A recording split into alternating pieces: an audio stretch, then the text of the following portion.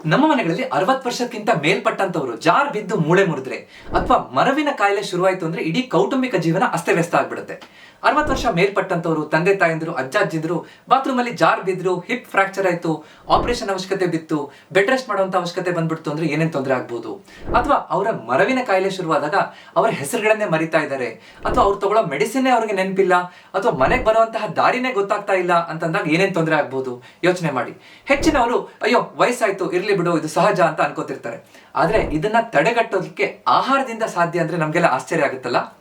ನಿಮ್ಮ ಮನೆಯಲ್ಲಿರುವಂತಹ ತಂದೆ ತಾಯಂದಿರು ಅಜ್ಜ ಅಜ್ಜಿಯಂದಿರು ಮೂಳೆಗಳನ್ನ ಗಟ್ಟಿಯಾಗಿ ಇಟ್ಕೋಬೇಕು, ಮುರಿಬಾರ್ದು ಅಂದ್ರೆ, ದೇಹದ ಸಮತೋಲನವನ್ನ ಕಾಪಾಡ್ಕೋಬೇಕು, ಬೀಳ್ಬಾರ್ದು ಅಂದ್ರೆ, ಮನಸ್ಸನ್ನ ಬುದ್ಧಿಯನ್ನ ಚುರುಕಾಗಿಟ್ಕೊಂಡು ನರಗಳನ್ನ ಚುರುಕಾಗಿಟ್ಕೊಂಡು ಏನು ಮರಿಬಾರ್ದು ಅಂತಂದ್ರೆ ಏನೇನು ಆಹಾರಗಳನ್ನ ತಗೊಳ್ಳೋದ್ರಿಂದ ಸಾಧ್ಯ ನಿಮ್ಗೆ ಅರ್ಥ ಮಾಡ್ಕೋಬೇಕಾ? ಈ ವಿಡಿಯೋನ ನೀವು ಕೊನೆ ತನಕ ನೋಡ್ತೀರಾ.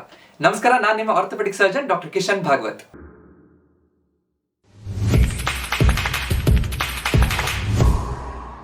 ಡಾಕ್ಟ್ರೇ, ಎಲ್ಲರಿಗೂ ನಾವು ಮನೆಯಲ್ಲಿ ಒಂದೇ ತರ ಅಡುಗೆ ಮಾಡೋದು, ಒಬ್ಬೊಬ್ಬರಿಗೆ ಒಂದೊಂದ್ ತರ ಅಂದ್ರೆ ಹೇಗ್ ಮಾಡಕ್ ಸಾಧ್ಯ ಅಂತ ನೀವು ಪ್ರಶ್ನೆ ಮಾಡ್ಬೋದು. ಆದ್ರೆ ವಯಸ್ಸಾದವರ ಆಹಾರ ಪದ್ಧತಿಯಲ್ಲಿ, ಅವರ ಪಥ್ಯದಲ್ಲಿ ಕೆಲವೊಂದು ಸ್ಪೆಷಲ್ ಗಮನ ನಾವು ಹರಿಸಲೇಬೇಕು. ಯಾಕೆ? 3 ಮುಖ್ಯ ಕಾರಣಗಳು. ಮೊದಲನೇದು, ಕ್ಯಾಲ್ಸಿಯಂ ಅಬ್ಸಾರ್ಪ್ಷನ್ ಕಡಿಮೆ ಆಗ್ತಾ ಹೋಗುತ್ತೆ. ವಯಸ್ಸಾಗ್ತಾ ಇದ್ದಾಗೆ ನಮ್ಮ ಕ್ಯಾಲ್ಸಿಯಂ ನಮ್ಮ ಆಹಾರದಲ್ಲಿ ಎಷ್ಟು ತಗೋತೀವೋ ದೇಹ ಹೀರ್ಕೊಳ್ಳುವಂತಹ ಪ್ರಮಾಣ ಕಡಿಮೆ ಆಗುತ್ತೆ. ಸೊ ಅವಾಗ ಮೂಳೆಗಳೆಲ್ಲ ವೀಕ್ ಆಗ್ತಾ ಬಂದ್ಬಿಡುತ್ತೆ. ಆಸ್ಟಿಯೋಪೊರೋಸಿಸ್, ಮೂಳೆ ಸಾಂದ್ರತೆ ಕಡಿಮೆ ಆಗುವಂತಹ ತೊಂದರೆ ಬಂದ್ಬಿಡ್ಬೋದು. ಎರಡನೇದು, ವಯಸ್ಸಾದವರಲ್ಲಿ ಸಾರ್ಕೋಪೀನಿಯಾ ಅಂತ ಹೇಳ್ತೀವಿ. ಅಂದ್ರೆ ಮಾಂಸಖಂಡಗಳು ವೀಕ್ ಆಗ್ತಾ ಬರುತ್ತೆ. ಹೇಗೆ ಮೂಳೆ ವೀಕ್ ಆಗುತ್ತೋ ಅದೇ ತರ ಮಾಂಸಖಂಡಗಳು 40 ವರ್ಷದ ನಂತರ 1% ಒಂದೊಂದು ವರ್ಷಕ್ಕೆ ಆ ಮಾಂಸಖಂಡಗಳು ಕ್ಷೀಣಿಸ್ತಾ ಬಂದ್ಬಿಡುತ್ತೆ. ಸೊ ಅದಕ್ಕೆ ಸರಿಯಾಗಿ ಆಹಾರದಲ್ಲಿ ಅದಕ್ಕೆ ಪೂರೈಕೆ ಆಗುವಂತ ಆಹಾರಗಳು ಬೇಕೇ ಬೇಕು. ಮೂರನೇದು, ನಮ್ಮ ಮೆದುಳು ಚುರುಕಾಗಿ ಕೆಲಸ ಮಾಡಬೇಕು ಅಂದ್ರೆ ಅದಕ್ಕೆ ಬೇಕಾಗಿರುವಂತಹ ಇಂಧನ ಅಥವಾ ಫ್ಯೂಯಲ್ ಏನೋ ಗ್ಲೂಕೋಸ್. ನಮ್ಮ ಆಹಾರದಲ್ಲಿರುವಂತಹ ಸಕ್ಕರೆ ಪ್ರಮಾಣ ಅಥವಾ ಗ್ಲೂಕೋಸ್ ನಮ್ಮ ಮೆದುಳನ್ನ ಕೆಲಸ ಮಾಡೋಕ್ಕೆ ಅದನ್ನ ಸಕ್ರಿಯಗೊಳಿಸುತ್ತೆ.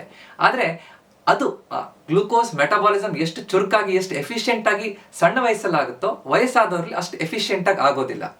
ಸೊ ಉದಾಹರಣೆಗೆ ಸುಲಭವಾಗಿ ಅರ್ಥ ಮಾಡಬೇಕು ಅಂತ ಹೇಳಿದ್ರೆ, ಒಂದು ಮೊಬೈಲ್ ಫೋನ್, ಹೊಸ ಮೊಬೈಲ್ ಫೋನ್ ಅಲ್ಲಿ ಬ್ಯಾಟ್ರಿ ತುಂಬಾ ಚಾರ್ಜ್ ನಿಲ್ಲುತ್ತೆ, ಚೆನ್ನಾಗಿ ಫಾಸ್ಟ್ ಆಗಿ ಚಾರ್ಜ್ ಆಗುತ್ತೆ, ಬೇಗ ಬ್ಯಾಟ್ರಿ ಚಾರ್ಜ್ ತುಂಬಾ ಹೊತ್ತು ನಿಲ್ಲುತ್ತೆ. ಅದೇ ಮೊಬೈಲ್ ಫೋನ್ ಹಳೇದಾಗ್ತಾ ಇದ್ದಾಗೆ ನಾವು ತಗೊಂಡಿರುವಂತಹ ಮೊಬೈಲ್ ಫೋನ್ ಬ್ಯಾಟ್ರಿ ವೀಕ್ ಆಗ್ತಾ ಬಂದ್ಬಿಡುತ್ತೆ, ಬೇಗ ಚಾರ್ಜ್ ಹೋಗ್ಬಿಡುತ್ತೆ, ಸರಿಯಾಗಿ ಚಾರ್ಜ್ ಆಗೋದಿಲ್ಲ. ಈ ಎಲ್ಲ ತೊಂದರೆಗಳು ನಮ್ಮ ದೇಹದಲ್ಲೂ ವಯಸ್ಸಾಗ್ತಾ ಇದ್ದಾಗೆ ಕಾಣಿಸ್ಕೊಳ್ಳುತ್ತೆ. ಸೊ ಅದಕ್ಕೆ ನಾವು ಹೆಚ್ಚು ಆಹಾರ ಕೊಡೋದು ಪರಿಹಾರ ಅಲ್ಲ, ಸರಿಯಾದ ಸಮಯದಲ್ಲಿ ಸರಿಯಾದ ಆಹಾರವನ್ನು ಕೊಡಬೇಕು.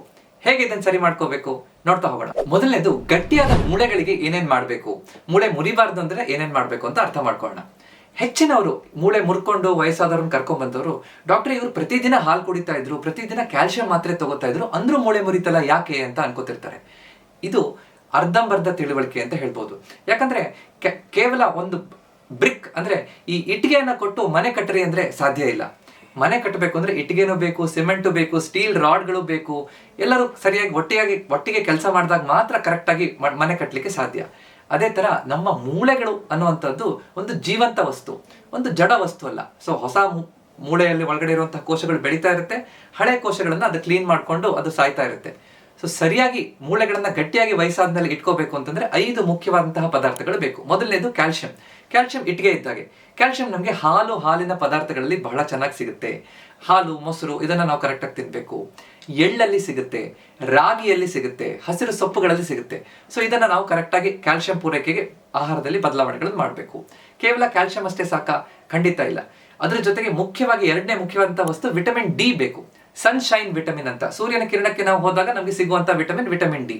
ವಿಟಮಿನ್ ಡಿ ಇಲ್ಲ ಅಂತಂದ್ರೆ ನಾವು ತಗೊಂಡಿರುವಂತಹ ಕ್ಯಾಲ್ಸಿಯಂ ಎಲ್ಲ ಮೂತ್ರದಲ್ಲಿ ಹೊರಗಡೆ ಹೋಗ್ಬಿಡುತ್ತೆ. ಸೊ ಕ್ಯಾಲ್ಸಿಯಂ ಬೇಕು ಅಂತಂದ್ರೆ ವಿಟಮಿನ್ ಡಿ, ಅದು ಬ್ರಿಕ್ ಅಥವಾ ಒಂದು ಕ್ಯಾಲ್ಸಿಯಂ ಇಟ್ಟಿಗೆ ಅಂತಂದ್ರೆ ವಿಟಮಿನ್ ಡಿ ಸಿಮೆಂಟ್ ಹಾಕಿ ಕೆಲಸ ಮಾಡುತ್ತೆ. ಅಂದ್ರೆ ಅದನ್ನ ಅಲ್ಲಿ ಒಂದ್ ಕಡೆ ಹಿಡಿದಿಡಕ್ಕೆ ಅದು ಸಹಾಯ ಮಾಡುತ್ತೆ. ಸೊ ವಿಟಮಿನ್ ಡಿ ನಮ್ಗೆ ಬೆಳಿಗ್ಗೆ ಒಂದು 7 ರಿಂದ 9 ಗಂಟೆ ಸಮಯದಲ್ಲಿ ಒಂದು ಕಿಟಕಿ ಹತ್ರ ಅಥವಾ ಹೊರಗಡೆ ಓಡಾಡ್ಕೊಂಡು ವಾಕಿಂಗ್ ಮಾಡೋದ್ರಿಂದ ಅಥವಾ ಕುರ್ಚಿ ಹಾಕೊಂಡು ನಮ್ಮ ಮನೆಯಲ್ಲಿರುವಂತಹ ವಯಸ್ಸಾದವ್ರನ್ನ ಕೂರಿಸೋದ್ರಿಂದ ಸೂರ್ಯನ ಬೆಳಕು ಬಿದ್ದಾಗ ಚರ್ಮದಲ್ಲೇ ವಿಟಮಿನ್ ಡಿ ಆಗ್ಲಿಕ್ಕೆ ಸಾಧ್ಯ ಆಗುತ್ತೆ. ಆಹಾರದಲ್ಲಿ ಮೊಟ್ಟೆಯ ಒಳಭಾಗ ಹಳದಿ ಬಣ್ಣದಲ್ಲಿ ವಿಟಮಿನ್ ಡಿ ಇರುತ್ತೆ, ಅಥವಾ ಫೋರ್ಟಿಫೈಡ್ ಹಾಲು ಅಥವಾ ಬೇರೆ ಆಹಾರಗಳಲ್ಲೂ ವಿಟಮಿನ್ ಡಿ ನಮಗೆ ಈಗಿನ ಕಾಲದಲ್ಲಿ ಸಿಗುತ್ತೆ. ಸೊ ವಿಟಮಿನ್ ಡಿ ಬೇಕು. ಇದೆರಡೇ ಸಾಕ? ಖಂಡಿತ ಇಲ್ಲ. ಮೂರನೇ ಮುಖ್ಯವಾದಂತಹ ಅಂಶ ಮೂಳೆಗಳನ್ನ ಗಟ್ಟಿಯಾಗಿ ಇಟ್ಕೊಳ್ಳಿಕ್ಕೆ ಪ್ರೋಟೀನ್ ಬೇಕು. ಪ್ರೋಟೀನ್, ಕೊಲಾಜನ್ ಅನ್ನುವಂತಹ ಫೈಬರ್ಸ್ ಕರೆಕ್ಟ್ ಆಗಿ ಇದ್ದಾಗ ಮಾತ್ರ ನಮ್ಮ ಮೂಳೆಗಳು ಕರೆಕ್ಟ್ ಆಗಿ ಸ್ಟ್ರಾಂಗ್ ಆಗಿರ್ಲಿಕ್ಕೆ ಸಾಧ್ಯ ಆಗುತ್ತೆ. ಸೊ ಪ್ರೋಟೀನ್ ನಮ್ಮ ಆಹಾರದಲ್ಲಿ ಹೇಗೆ ಸಿಗುತ್ತೆ? ಮೊಳಕೆ ಕಾಳುಗಳಲ್ಲಿ ಸಿಗುತ್ತೆ, ಬೇಳೆಗಳಲ್ಲಿ ಸಿಗುತ್ತೆ, ಹಾಗೆ ನಾವು ಕಾಳಿನ ಪಲ್ಯ, ಕಾಳಿನ ಸಾಂಬಾರನ್ನ ಮಾಡ್ಕೊಂಡು ಅದನ್ನ ತಿನ್ನೋದ್ರಲ್ಲಿ ಸಿಗುತ್ತೆ. ಅಥವಾ ಮೊಟ್ಟೆಯನ್ನ ತಿನ್ನೋರಿಗೆ ಪ್ರೋಟೀನ್ ಸಿಗುತ್ತೆ, ಸೋಯಾ ಚಂಕ್ಸ್ ಅಲ್ಲಿ ಸಿಗುತ್ತೆ. ಸೊ ಈ ತರ ಯಾವ ರೀತಿಯಾಗಿ ಪ್ರೋಟೀನ್ ಸಿಗುತ್ತೆ ಅಂತ ನಾವು ಅರ್ಥ ಮಾಡ್ಕೊಂಡು ಪ್ರೋಟೀನ್ ಅನ್ನ ಪೂರೈಕೆ ಮಾಡ್ತಾ ಇದೀವ ಪ್ರಶ್ನೆ ಮಾಡ್ಕೋಬೇಕು. ನಾಲ್ಕನೇದು ಮ್ಯಾಗ್ನೀಷಿಯಂ ಬಹಳ ಮುಖ್ಯ. ಅಂದ್ರೆ ಈ ಸಿಮೆಂಟ್ ಅನ್ನ ಕರೆಕ್ಟ್ ಆಗಿ ಸೆಟ್ಲ್ ಆಗೋಕ್ ಬೇಕಾಗಿರುವಂತಹ ಕೆಲಸ ಈ ಮ್ಯಾಗ್ನೀಷಿಯಂ ಮಾಡುತ್ತೆ ಅಂತ ಹೇಳ್ಬೋದು. ಮ್ಯಾಗ್ನೀಷಿಯಂ ನಮಗೆ ನಟ್ಸ್ ಅಂಡ್ ಸೀಡ್ಸ್ ಅಲ್ಲಿ ಸಿಗುತ್ತೆ. ಅಂದ್ರೆ ಒಂದು ಮುಷ್ಟಿ ಡ್ರೈ ಫ್ರೂಟ್ಸ್ ಅನ್ನ ತಿನ್ನುವಂತಹ ಅಭ್ಯಾಸ ಇರಬೇಕು. ಒಂದು ಮುಷ್ಟಿ ಬೀಜಗಳನ್ನ, ಸೂರ್ಯಕಾಂತಿ ಬೀಜ, ಕುಂಬಳಕಾಯಿ ಬೀಜ, ಅಗಸೆ ಬೀಜ, ಚಿಯಾ ಬೀಜ, ಇದನ್ನೆಲ್ಲ ಪ್ರತಿದಿನ ತಿನ್ನುವಂತ ಅಭ್ಯಾಸ ವಯಸ್ಸಾದವ್ರಲ್ಲಿದ್ರೆ ಅನುಕೂಲ ಆಗುತ್ತೆ ಅಂತ ಹೇಳ್ತೀವಿ. ಅದ್ರ ಜೊತೆಗೆ ಹಸಿರು ಸೊಪ್ಪುಗಳು, ಹಣ್ಣುಗಳು, ತರಕಾರಿಗಳಲ್ಲೂ ಕೂಡ ಈ ಮ್ಯಾಗ್ನೀಷಿಯಂ ಚೆನ್ನಾಗಿ ಸಿಗುತ್ತೆ. ಸೊ ಮ್ಯಾಗ್ನೀಷಿಯಂ ಬೇಕು. ಇದು ನಾಲ್ಕನೇದು. ಐದನೇದು ಮತ್ತು ಕೊನೆಯದು ವಿಟಮಿನ್ ಕೆ ಬೇಕು. ವಿಟಮಿನ್ ಕೆ ಫಿಕ್ಸಿಂಗ್ ಏಜೆಂಟ್ ತರ ಕೆಲಸ ಮಾಡುತ್ತೆ. ಅಂದ್ರೆ ಈಗ ಸಿಮೆಂಟ್ ಎಲ್ಲ ಬೇಕು, ಸಿಮೆಂಟ್ ಸೆಟ್ಲ್ ಆಗುತ್ತೆ, ಅದು ಒಂದ್ ಕಡೆ ಫಿಕ್ಸ್ ಆಗಬೇಕು ಅಂತಂದ್ರೆ ವಿಟಮಿನ್ ಕೆ ಬೇಕು. ವಿಟಮಿನ್ ಕೆ ನಮಗೆ ಹೆಚ್ಚಿನ ಸೊಪ್ಪುಗಳಲ್ಲಿ ಸಿಗುತ್ತೆ. ಪಾಲಕ್ ಸೊಪ್ಪು, ನುಗ್ಗೆ ಸೊಪ್ಪು, ನಮ್ಮ ಮೆಂತೆ ಸೊಪ್ಪಲ್ಲಿ ಮತ್ತು ಹಸಿರು ತರಕಾರಿಗಳಲ್ಲಿ ಇದು ಸಿಗುತ್ತೆ. ಸೊ ವಿಟಮಿನ್ ಕೆ ಚೆನ್ನಾಗಿದ್ದಾಗ ಎಲ್ಲದೂ ಸರಿಯಾದ ಸಮತೋಲನದಲ್ಲಿ ನಾವು ತಗೊಂಡಾಗ ಮಾತ್ರ ನಮ್ಮ ಮೂಳೆಗಳು ಚೆನ್ನಾಗಿರ್ಲಿಕ್ಕೆ ಸಾಧ್ಯ ಆಗುತ್ತೆ. ಸೊ ನಾವು ಸಣ್ಣ ಪುಟ್ಟ ಬದಲಾವಣೆಗಳನ್ನು ಏನ್ ಮಾಡ್ಕೋಬೇಕು? ಬೆಳಿಗ್ಗೆ ತಿಂಡಿ ತಿನ್ಬೇಕಾದ್ರೆ 1 ಲೋಟ ಹಾಲನ್ನು ಕುಡಿಯುವಂಥದ್ದು ಅಥವಾ 1 ಕಪ್ ಮೊಸರನ್ನ ತಗೊಳ್ಳುವಂಥ ಅಭ್ಯಾಸ ಇರಬೇಕು. 1 ಮುಷ್ಟಿ ಡ್ರೈ ಫ್ರೂಟ್ಸು, 1 ಮುಷ್ಟಿ ಬೀಜವನ್ನ ತಗೊಳ್ಳೋದು, ಅಥವಾ ಎಳ್ಳಿನ ಚಟ್ನಿ ಪುಡಿಯನ್ನ ಮಾಡೋದು, ರಾಗಿ ಅಂಬ್ಲಿಯನ್ನ ಕುಡಿಯೋದು, ರಾಗಿ ದೋಸೆ ಅಥವಾ ರಾಗಿಯಿಂದ ಮಾಡಿರುವಂಥ ಒಂದು ಪದಾರ್ಥವನ್ನ ಅನುಸರಿಸೋದು. ಮಧ್ಯಾಹ್ನ ಊಟ ಮಾಡ್ಬೇಕಾದ್ರೆ ಕರೆಕ್ಟ್ ಆಗಿ ಮೊಸರು, ಅದ್ರ ಜೊತೆಗೆ ತರಕಾರಿ, ಪಲ್ಯ, ಹಸಿರು ಸೊಪ್ಪಿನ ಒಂದು ಪದಾರ್ಥವನ್ನ ಅನುಸರಿಸೋದು, ಕರೆಕ್ಟ್ ಆಗಿ ಟೈಮಿಗೆ ಊಟ ಮಾಡುವಂಥದ್ದು. ಇದೆಲ್ಲದೂ ಇದ್ದಾಗ ನಮ್ಮ ಮೂಳೆಗಳನ್ನ ಗಟ್ಟಿಯಾಗಿರ್ಲಿಕ್ಕೆ ಆಗುತ್ತೆ. ಎರಡನೇದು, ಬೀಳ್ದೇ ಇರೋ ಹಾಗೆ ನೋಡ್ಕೊಳ್ಳೋಕೆ ಏನೇನು ಆಹಾರದಲ್ಲಿ ಬದಲಾವಣೆಗಳನ್ನ ಮಾಡಬೇಕು. ನಾನೊಬ್ಬ ಮೂಳೆ ಡಾಕ್ಟರ್ ಆಗಿ ಬಹಳಷ್ಟು ಜನ ವಯಸ್ಸಾದವ್ರು ಬಿದ್ದಿದ್ದನ್ನ ಪ್ರತಿದಿನ ನೋಡ್ತಾ ಇರ್ತೀನಿ. ಸುಮಾರು ಜನ ಅದ್ರಲ್ಲಿ ಕೇಳ್ತಿರ್ತಾರೆ, ಡಾಕ್ಟ್ರೇ ಅವ್ರಿಗೆ ಮೂಳೆ ವೀಕ್ ಇತ್ತು ಅದಕ್ಕೆ ಬಿದ್ರಲ್ವಾ ಅಂತ. ನಾನು ಯೋಚನೆ ಅವ್ರಿಗೆ ಕರೆಕ್ಟಾಗಿ ಉತ್ತರ ಹೇಳ್ಬೇಕಾದ್ರೆ ಹೇಳ್ತೀನಿ, ಅವರು ಬಿದ್ದಿರೋದು ಮೂಳೆ ವೀಕ್ ಆಗಿರೋದ್ರಿಂದ ಅಲ್ಲ, ಬಿದ್ದ ಮೇಲೆ ಅವ್ರಿಗೆ ಮೂಳೆ ಮುರಿಯುತ್ತೆ ಅಂತ. ಅಂದ್ರೆ ಬ್ಯಾಲೆನ್ಸ್ ತಪ್ಪೋದ್ರಿಂದ ಬೀಳ್ತಾರೆ. ಸೊ ಬೀಳೋದು ಮೊದಲಾಗುತ್ತೆ, ಮೂಳೆ ಮುರಿಯೋದು ಆಮೇಲೆ ಆಗುತ್ತೆ. ಸೊ ಮೂಳೆಗಳು ವೀಕ್ ಆಗಿರೋದ್ರಿಂದ ಬೀಳೋದಲ್ಲ. ಸೊ ಬೀಳೋದು ಯಾಕೆ ಬೀಳುತ್ತೆ? ನಮ್ಮ ದೇಹದಲ್ಲಿ ಬ್ಯಾಲೆನ್ಸ್ ಇಲ್ಲ.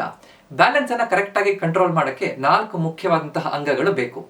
ನಮ್ಮ ಮೂಳೆಗಳು ನಮಗೆ ಸ್ಟ್ರಕ್ಚರ್ ಅನ್ನ ಕೊಡುತ್ತೆ, ಆದ್ರೆ ಅದನ್ನ ಹಿಡಿದಿಟ್ಕೊಳ್ಳೋದು, ನಾವು ನಿಲ್ಲುವಂತಹದ್ದು ನಮ್ಮ ಮಾಂಸಖಂಡಗಳಿಂದ.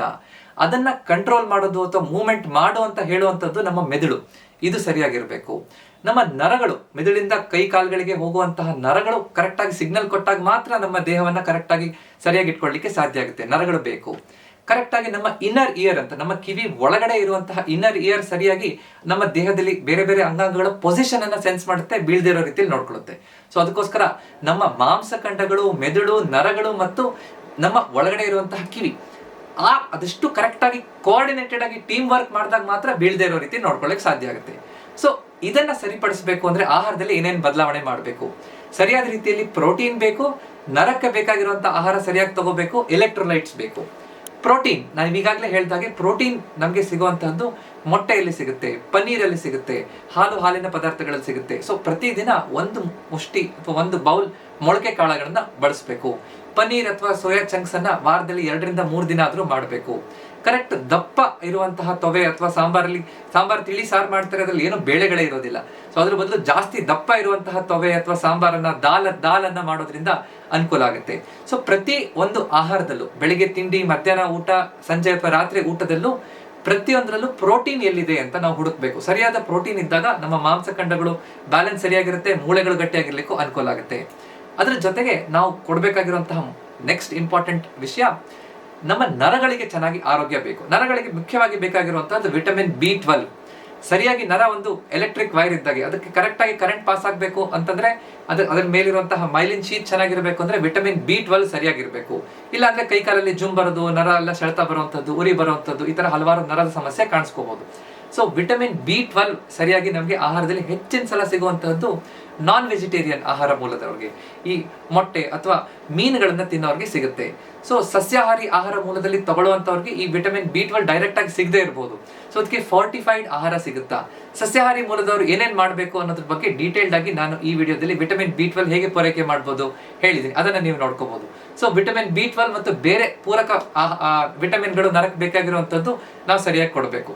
ಅದರ ಜೊತೆಗೆ ಎಲೆಕ್ಟ್ರೋಲೈಟ್ಸ್ ಬೇಕು. ಅಂದ್ರೆ ಕಾಲ ಕಾಲಕ್ಕೆ ಸರಿಯಾಗಿ ನಮ್ಮ ದೇಹದಲ್ಲಿ ಬಿಪಿಯನ್ನ ಕರೆಕ್ಟ್ ಮೇಂಟೈನ್ ಮಾಡಕ್ಕೆ, ನಮ್ಮ ರಕ್ತದೊತ್ತಡವನ್ನು ಮೇಂಟೈನ್ ಮಾಡಕ್ಕೆ, ಸಡನ್ ತಲೆ ಸುತ್ತು ಬರ್ದೇ ಇರೋ ರೀತಿ ನೋಡ್ಕೊಳ್ಳೋಕೆ ಸೋಡಿಯಂ ಪೊಟ್ಯಾಷಿಯಂ ಬ್ಯಾಲೆನ್ಸ್ ಬೇಕು. ಸರಿಯಾಗಿ ಅದಕ್ಕೆ ಬೇಕಾಗಿರುವಂತಹ ಲಿಂಬೆಹಣ್ಣು, ಉಪ್ಪು ಇದನ್ನೆಲ್ಲ ಕರೆಕ್ಟಾಗಿ ಆಹಾರದಲ್ಲಿ ಬಳಸ್ತಾ ಇದೀವ.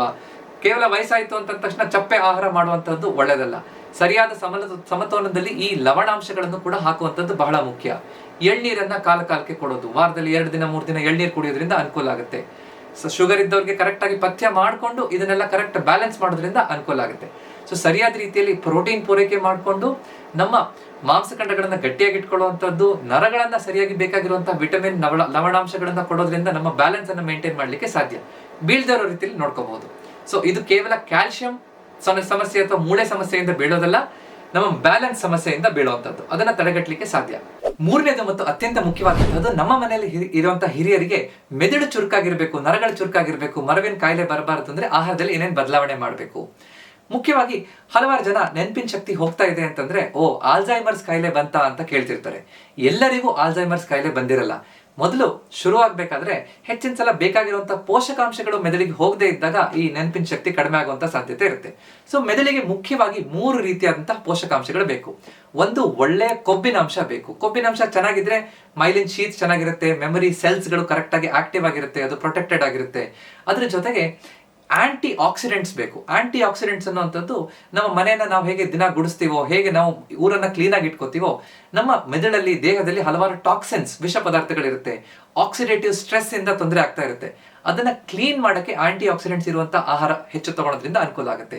ಮೂರನೇದು, ಗ್ಲೂಕೋಸ್ ಯುಕ್ತ ಆಹಾರ ಸ್ಟಡಿಯಾಗಿ ಸತತವಾಗಿ ಕರೆಕ್ಟಾಗಿ ಟೈಮಿಗೆ ಕರೆಕ್ಟಾಗಿ ನಮ್ಮ ಮೆದುಳಿಗೆ ಸಿಗ್ತಾ ಇದ್ರೆ ಅದು ಚೆನ್ನಾಗಿ ಕೆಲಸ ಮಾಡುತ್ತೆ. ಯಾಕಂದ್ರೆ ಮೆದುಳು 24 ಗಂಟೆ ಕೆಲಸ ಮಾಡ್ತಾ ಇರುತ್ತೆ. ನಾವು ಮಲ್ಕೊಂಡಿದ್ದಾಗೂ ಮೆದುಳಲ್ಲಿ ಆಕ್ಟಿವಿಟಿ ನಡೀತಾ ಇರುತ್ತೆ. ಸೊ ಅದಕ್ಕೋಸ್ಕರ ಕರೆಕ್ಟಾಗಿ ಸ್ಟಡಿ ಸಪ್ಲೈ ಆಫ್ ಗ್ಲೂಕೋಸ್ ಬಹಳ ಮುಖ್ಯ ಅಂತ ಹೇಳ್ತೀವಿ. ಆದ್ರೆ ಹೆಚ್ಚಿನ ಸಲ ನಮ್ಮ ಮನೆಯಲ್ಲಿರುವಂತಹ ಹಿರಿಯರಿಗೆ ಇದು ಸಿಗುತ್ತಾ, ಹೇಗೆ ಸಿಗ್ಬೇಕು ಅರ್ಥ ಮಾಡ್ಕೊಳ್ಳೋಣ. ಒಳ್ಳೆ ಕೊಬ್ಬಿನಂಶ ಇರುವಂತಹ ಆಹಾರ ಅಂತಂದ್ರೆ ಏನೇನು ಕೊಡಬಹುದು? ಬಾದಾಮ್ ಮತ್ತು ಅಕ್ರೋಡ್, 2 ರಿಂದ 3 ಬಾದಾಮ್ ಮತ್ತು ಅಕ್ರೋಡ್ ಕೊಡೋದ್ರಿಂದ omega 3 fatty acids, vitamin E ಎಲ್ಲ ಚೆನ್ನಾಗಿ ಸಿಗುತ್ತೆ. ಇದು ತಗೋಬಹುದು. ಮತ್ತೆ ಒಮೆಗಾ 3 ಫ್ಯಾಟಿ ಆಸಿಡ್ಸ್ ಒಳ್ಳೆಯ ಮೀನು ಅಂದ್ರೆ ಫ್ಯಾಟಿ ಫಿಶ್ ಅನ್ನು ತಗೊಳ್ಳೋದ್ರಿಂದನೂ ಬಹಳ ಚೆನ್ನಾಗಿ ಸಿಗುತ್ತೆ ಅಂತ ಹೇಳ್ಬೋದು. ಕೊಬ್ಬಿನಂಶ 1/2 ಚಮಚ ತುಪ್ಪ ಬೆಳಿಗ್ಗೆ ತಿಂಡಿಗೆ ಅಥವಾ ಮಧ್ಯಾಹ್ನ ಊಟದ ಜೊತೆ ತಿನ್ನೋದ್ರಿಂದ ಅನುಕೂಲ ಆಗುತ್ತೆ. ಪ್ರಮಾಣ ಬಹಳ ಮುಖ್ಯ. 1/2 ಚಮಚ ತುಪ್ಪ ಒಂದು ದಿನಕ್ಕೆ ಸಾಕು ಅಂತ ಹೇಳ್ಬಹುದು. ಸೊ ತುಪ್ಪವನ್ನು ತಿನ್ಬಹುದು, ಜೊತೆಗೆ ಕರೆಕ್ಟ್ ಆಗಿ ಪ್ರಮಾಣದಲ್ಲಿ ತಿಂದ್ರೆ ಅನುಕೂಲ ಆಗುತ್ತೆ. ಇದು ಕೊಬ್ಬಿನಂಶ ಬೇಕೇ ಬೇಕು. ಆಂಟಿ ಆಕ್ಸಿಡೆಂಟ್ಸ್ ನಮ್ಗೆ ಸಿಗುವಂತಹದ್ದು, ಬಹಳ ಚೆನ್ನಾಗಿ ಸಿಗುವಂತಹದ್ದು ಅರಿಶಿಣದಲ್ಲಿ. ಅರಿಶಿಣ ಸ್ವಲ್ಪ ಕಾಳ್ಮೆಣ್ಸ್ ಹಾಕೊಂಡು ಬಿಸಿ ಹಾಲಿಗೆ ಹಾಕೊಂಡು ರಾತ್ರಿ ಹೊತ್ತು 1 ಲೋಟ ಕುಡಿಯೋದ್ರಿಂದ ಬಹಳ ಚೆನ್ನಾಗಿ ಉಪಯೋಗ ಆಗುತ್ತೆ. ಅಡಿಗೆಯಲ್ಲೂ ಅರಿಶಿಣವನ್ನ ನಾವು ಕರೆಕ್ಟ್ ಆಗಿ ಉಪಯೋಗಿಸೋದ್ರಿಂದ ಅನುಕೂಲ ಆಗುತ್ತೆ ಅಂತ ಹೇಳ್ಬೋದು. ಸೊ ಅರಿಶಿಣ, ಕಾಳ್ಮೆಣ್ಸ್ ಹಾಕೊಳ್ಳೋದ್ರಿಂದ ಒಳ್ಳೆಯದು. ಅದ್ರ ಜೊತೆಗೆ ಆಮ್ಲ ಅಥವಾ ನೆಲ್ಲಿಕಾಯಿನ ಉಪಯೋಗಿಸೋದು, ಅಥವಾ ಸಿಟ್ರಸ್ ಫ್ರೂಟ್ಸ್, ಹುಳಿ ಸಿಹಿ ಇರುವಂತಹ ಹೆಚ್ಚಿನ ಹಣ್ಣುಗಳು, ಈ ಎಲ್ಲ ಸಿಟ್ರಸ್ ಫ್ರೂಟ್ಸ್ ಅಲ್ಲಿ ವಿಟಮಿನ್ ಸಿ ಚೆನ್ನಾಗಿರುತ್ತೆ. ಅದು ಆಂಟಿ ಆಕ್ಸಿಡೆಂಟ್. ಸೊ ನಮ್ಮ ಮೆದುಳನ್ನ ಕ್ಲೀನ್ ಆಗಿ ಇಟ್ಕೊಳ್ಳಿಕ್ಕೆ, ಚುರುಕಾಗಿ ಇಟ್ಕೊಳ್ಳಿಕ್ಕೆ ಇದು ಸಹಾಯಕ ಅಂತ ಹೇಳ್ಬೋದು. ಅದ್ರ ಜೊತೆಗೆ ಸತತವಾಗಿ ಕರೆಕ್ಟ್ ಆಗಿ ಬ್ಲಡ್ ಗ್ಲೂಕೋಸ್ ಸರಿಯಾಗಿರ್ಬೇಕು ಅಂದ್ರೆ ನಾವು ತಿಂತಾ ಇರುವಂತ ಆಹಾರ ಕರೆಕ್ಟ್ ಟೈಮಿಗೆ ತಗೋಬೇಕು, ಸಮತೋಲನದ ಆಹಾರ ಆಗಿರ್ಬೇಕು. ಬೆಳಿಗ್ಗೆ ಎದ್ದ ತಕ್ಷಣ 1 ರಿಂದ 2 ಗಂಟೆ ಒಳಗಡೆ ತಿಂಡಿ ತಿಂದು ಮುಗಿಸಿರ್ಬೇಕು. ಹೆಚ್ಚಿನವ್ರಿಗೆ ಬೆಳಿಗ್ಗೆ ತಿಂಡಿಯನ್ನು ತಿಂದೇ ಇರುವಂತಹ ಅಥವಾ ಬೆಳಿಗ್ಗೆ ತಿಂಡಿ ಸ್ಕಿಪ್ ಮಾಡಿ ಲೇಟ್ ಆಗಿ ತಿನ್ನುವಂತ ಅಭ್ಯಾಸ ಇರುತ್ತೆ. ಸ್ನಾನ ಆದ್ಮೇಲೆ ತಿಂತೀನಿ, ಪೂಜೆ ಮಾಡಿದ್ಮೇಲೆ ತಿಂತೀನಿ ಅಂತ ತಿಂಡಿಯನ್ನ ಲೇಟ್ ಮಾಡ್ತಾ ಇರ್ತಾರೆ. ಇದು ಒಳ್ಳೇದಲ್ಲ. ರಾತ್ರಿ ಇಡೀ ಉಪವಾಸ ಮಾಡ್ಕೊಂಡು ಬೆಳಿಗ್ಗೆ ಎಷ್ಟು ಬೇಗ ಕರೆಕ್ಟ್ ಆಗಿ ತಿಂಡಿ ತಿಂತೀವೋ ಅಷ್ಟು ನಮ್ಮ ದೇಹಕ್ಕೆ, ಮೆದುಳಿಗೆ, ಅದು ವಯಸ್ಸಾದವ್ರಿಗೆ ಬಹಳ ಮುಖ್ಯ ಅಂತ ಹೇಳ್ಬೋದು. ಸೊ ತಿಂಡಿಯನ್ನ ಮಿಸ್ ಮಾಡಲೇಬಾರ್ದು. ಟೈಮಿಗೆ ಬೆಳಿಗ್ಗೆ 7 ರಿಂದ 8 ಗಂಟೆ ಒಳಗಡೆ ತಿಂಡಿ ತಿಂದಿರ್ಬೇಕು. ಮಧ್ಯಾಹ್ನ 1 ರಿಂದ 2 ಗಂಟೆ ಒಳಗಡೆ ಊಟ ಕರೆಕ್ಟ್ ಆಗಿ ಮಾಡಬೇಕು. ಸರಿಯಾದ ಸಮತೋಲನದ ಆಹಾರ ತಗೋಬೇಕು. ರಾತ್ರಿ 6:30, 7:30, 8 ಗಂಟೆ ಒಳಗಡೆ ಊಟ ಮುಗಿಸುವಂಥದ್ದು ಬಹಳ ಒಳ್ಳೆಯದು ಅಂತ ಹೇಳ್ತೀವಿ. ಅದರಲ್ಲೂ ಹೆಚ್ಚಿನವರು ಬರೀ ಅನ್ನ ನನಗೆ ಏನೋ ಸೇರೋದಿಲ್ಲ ಅಂತ ಹೇಳ್ಕೊಂಡು ಅನ್ನ, ಸಾರು, ತಿಳಿ ಸಾರು, ಮಜ್ಜಿಗೆ ಹಾಕೊಂಡು ಅಥವಾ ಈ ಟೀ ಕಾಫಿ ಕುಡಿತಾ ಇರ್ತಾರೆ. ಕೇವಲ ಕಾರ್ಬೋಹೈಡ್ರೇಟ್ ಹೆಚ್ಚಿರುವಂತ ಆಹಾರ ಒಳ್ಳೆಯದಲ್ಲ. ಸಮತೋಲನದ ಆಹಾರ ಬೇಕು. ಅದರಲ್ಲೂ ಶುಗರ್ ಸ್ಪೈಕ್ಸ್ ಅನ್ನ ಹೆಚ್ಚು ಕಡಿಮೆ ಕರೆಕ್ಟ್ ಆಗಿ ಮೇಂಟೈನ್ ಮಾಡ್ಲಿಕ್ಕೆ ಬೇಕಾಗಿರುವಂತಹ ನಾರಿನಂಶ ಇರುವಂತಹ ಆಹಾರ, ಪ್ರೋಟೀನ್ ಯುಕ್ತ ಆಹಾರ ಕರೆಕ್ಟ್ ಆಗಿ ತಗೊಂಡಾಗ ಮಾತ್ರ ಸಾಧ್ಯ. ಸೊ ಮೈದಾ ಇರುವಂತಹ ಆಹಾರ, ಈ ಬಿಸ್ಕೆಟ್ ಅನ್ನು ತಿನ್ನೋದು ಅದೆಲ್ಲ ಅಷ್ಟು ಒಳ್ಳೆಯದಿಲ್ಲ. ಸೊ ಆರೋಗ್ಯಕರ ಆಹಾರ ನಮ್ಮ ಮನೆಯಲ್ಲಿರುವಂತಹ ಹಿರಿಯರಿಗೆ ಹೇಗೆ ಕೊಡ್ಲಿಕ್ಕೆ ಸಾಧ್ಯ, ಸಮಯಕ್ಕೆ ಕರೆಕ್ಟ್ ಆಗಿ ಸುಲಭದಲ್ಲಿ ಹೆಚ್ಚು ದುಡ್ಡು ಖರ್ಚು ಮಾಡದೆ ಸಾಧ್ಯ ಅಂತ ನಾವು ಇವತ್ತು ಹಲವಾರು ರೀತಿಯಲ್ಲಿ ತಿಳ್ಕೊಂಡಿದ್ದೀವಿ. ಈ ವಿಡಿಯೋ ನಿಮ್ಗೆ ಇಷ್ಟ ಆಯ್ತು ಅಂದ್ರೆ ದಯವಿಟ್ಟು ಇದನ್ನ ಲೈಕ್ ಮಾಡಿ ಮತ್ತೆ ನಿಮ್ಮ ಮನೆಯಲ್ಲಿ ಇದನ್ನ ಅನುಸರಿಸಲಿಕ್ಕೆ ಪ್ರಯತ್ನ ಮಾಡಿ. ಇದು ಹೌದು ಅನಿಸ್ತು, ನಿಮ್ಗೆ ಇದು ಉಪಯೋಗ ಆಗುತ್ತೆ, ಈ ರೀತಿಯಾದಂತಹ ವಿಡಿಯೋಗಳು ಬೇಕು ಡಾಕ್ಟ್ರೇ ಅಂತಂದ್ರೆ ಎಸ್ ಅಂತ ಕಮೆಂಟ್ ಮಾಡಿ. ನನಗೆ ಇನ್ನಷ್ಟು ಇದೇ ರೀತಿಯಾದಂಥ ವಿಡಿಯೋ ನನಗೆ ಮಾಡಲಿಕ್ಕೆ ಇನ್ನಷ್ಟು ಉತ್ತೇಜನ ಸಿಗುತ್ತೆ. ನೀವಿನ್ನು ನನ್ನ ಫ್ರೀಯಾಗಿ ನಾನು ಪ್ರತಿದಿನ ಕೊಡ್ತಾ ಇರುವಂತಹ ಹೆಲ್ತ್ ಟಿಪ್ಸ್ ವಾಟ್ಸ್ಆಪ್ ಗ್ರೂಪ್ ಅನ್ನ ಸೇರ್ಕೊಂಡಿಲ್ಲ ಅಂದ್ರೆ ಡಿಸ್ಕ್ರಿಪ್ಷನ್ ಅಥವಾ ಪಿನ್ ಕಾಮೆಂಟ್ ಅಲ್ಲಿ ಕೊಟ್ಟಿರುವಂತಹ ಬಟನ್ ಅನ್ನ ಒತ್ತಿ ನೀವು ನನ್ನ ಫ್ರೀ ವಾಟ್ಸ್ಆಪ್ ಗ್ರೂಪ್ಗೆ ಸೇರ್ಕೋಬಹುದು. ನನ್ನ ಕೋರ್ಸಸ್ಗಳನ್ನ ನೋಡಬೇಕು, ಯಾವ ಕೋರ್ಸಸ್ ಅನ್ನ ನಾನು ಪ್ರೊವೈಡ್ ಮಾಡ್ತೀನಿ ಅಂತ ನಿಮ್ಗೆ ತಿಳ್ಕೊಬೇಕು ಅನ್ನೋಂಥ ಇಷ್ಟ ಇದೆ ಅಂತಂದ್ರೆ www.drkishanbhagwat.com ಆ ವೆಬ್ಸೈಟಿಗೆ ಹೋದ್ರೆ ನಿಮ್ಗೆ ಸಿಗುತ್ತೆ. ಇವತ್ತಿನ ವಿಡಿಯೋ ಇಷ್ಟ ಆಯ್ತು ಅಂದ್ರೆ ಲೈಕ್ ಮಾಡೋದನ್ನ ಮರಿಬೇಡಿ, ಅಕ್ಕಪಕ್ಕದರ ಜೊತೆ ಹಂಚ್ಕೊಳ್ಳಿ. ಇದೇ ರೀತಿಯಂತ ಹೆಚ್ಚಿನ ವಿಡಿಯೋ ನೋಡಕ್ಕೆ ನನ್ನ ಚಾನೆಲ್ ಸಬ್ಸ್ಕ್ರೈಬ್ ಮಾಡಿ. ಯಾಕಂದ್ರೆ ನಮ್ಮ ಆರೋಗ್ಯ ನಮ್ಮ ಕೈಲಿದೆ, ಅದನ್ನ ಸರಿಯಾಗಿ ಇಟ್ಕೊಳ್ಳುವಂಥದ್ದು ನಮ್ಮ ಕರ್ತವ್ಯ. ನಮಸ್ಕಾರ.